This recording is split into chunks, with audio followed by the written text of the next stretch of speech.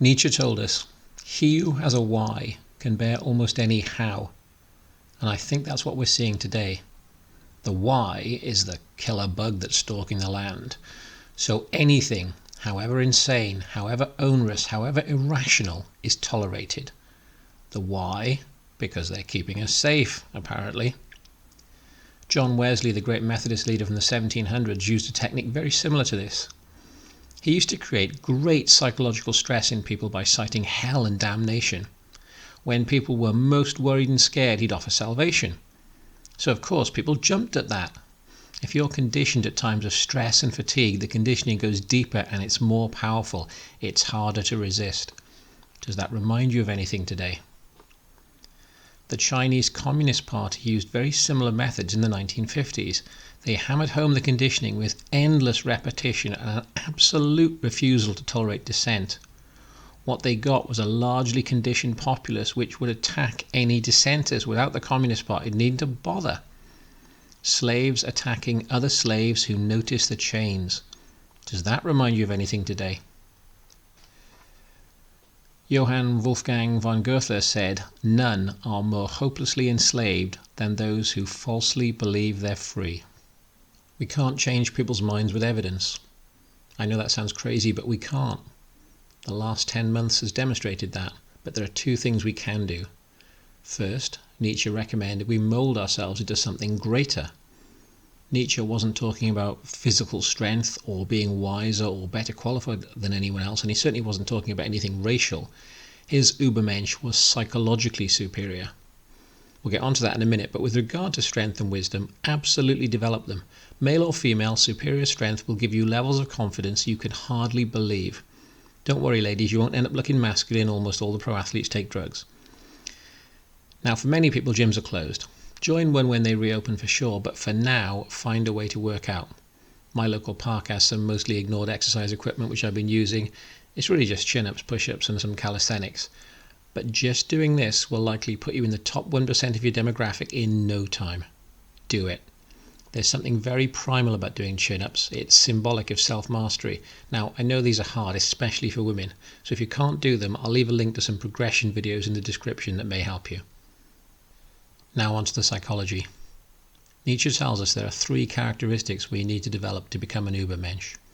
First is the mastery over emotion. In the current situation, this is of course especially relevant to fear. You're probably already fairly well advanced with this one because you can think and you aren't feeling much hysterical fear, but you might want to get a grip on anger. Of course, it's clear why anyone might be agitated right now, but sustained anger can be corrosive and really bad for your health. The second is to see the joy in life where it might not be apparent. Now, this can certainly be a challenge at the moment, but find a way. This is very important for your own mental well-being. For me, this is daily exercise, some satisfaction in the knowledge that, like you, I can see through the propaganda for what it is, and a few other things. Whatever it is for you, find something and make a list of 5. You can do this, and if you feel down, look at the list. It's a great tool to reset and refocus you.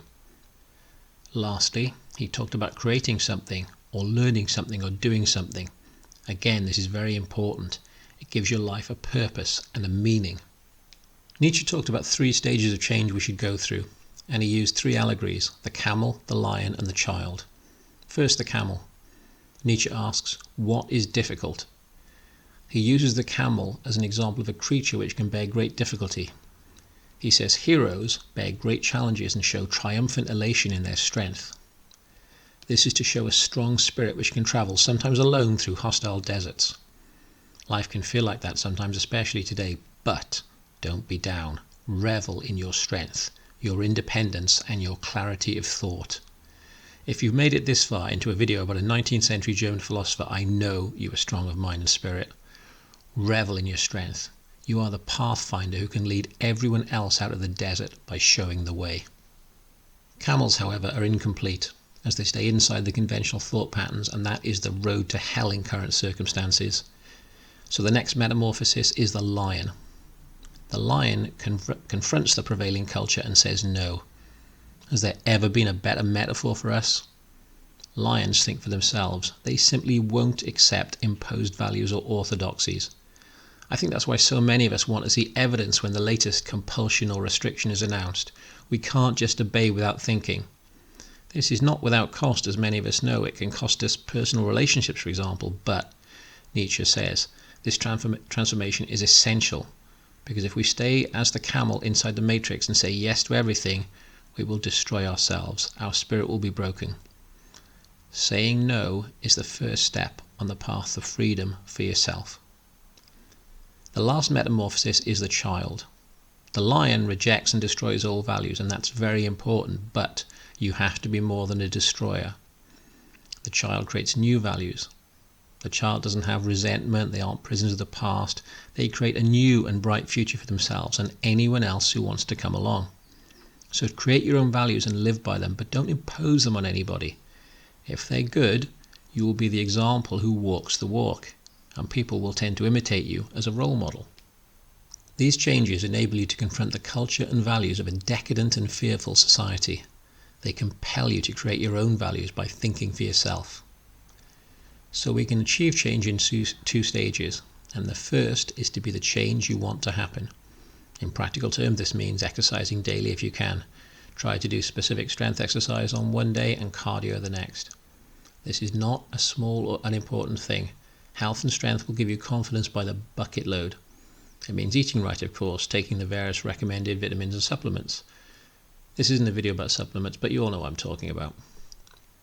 Try to buy some fresh foods and learn to cook if you can't already.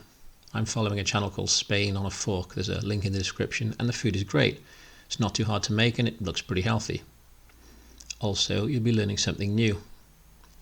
Think long and hard about whether you should keep a TV. I junked mine 2 years ago, and it's like setting yourself free. You no longer need to pay a license fee for propaganda. There are plenty of films and the like you can stream, but you shut off the propaganda, and that's important. This is not a small thing. Remember, Hitler subsidized what he called people's receivers or radios so he could reach into every household in Germany, and that wasn't because he was being magnanimous. So now, how do we change minds?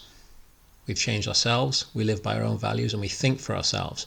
Sure, there will be people who will always dismiss us as nutcases and tinfoil hatters, but they're just scared. Ignore them. Be the change you want. Be the Ubermensch that's inside you. I said at the start we can't change minds with evidence, and counterintuitive as that sounds, it's true. In fact, contrary information can simply entrench the original opinion. If we just barrage another person with a ton of information, they'll shut down and resort to name-calling. So in part 3, I'll do what seems like the impossible. I'll give you a practical guide to changing people's mind. This won't be with counter-information. It will be with some gentle questions which invite people to think about the beliefs they've been told to accept. Only when they doubt the official narrative, only when they question what the TV has told them to believe, will they be amenable to reality. It's fundamentally the way to deprogram someone who's been brainwashed, and that's what we have to do.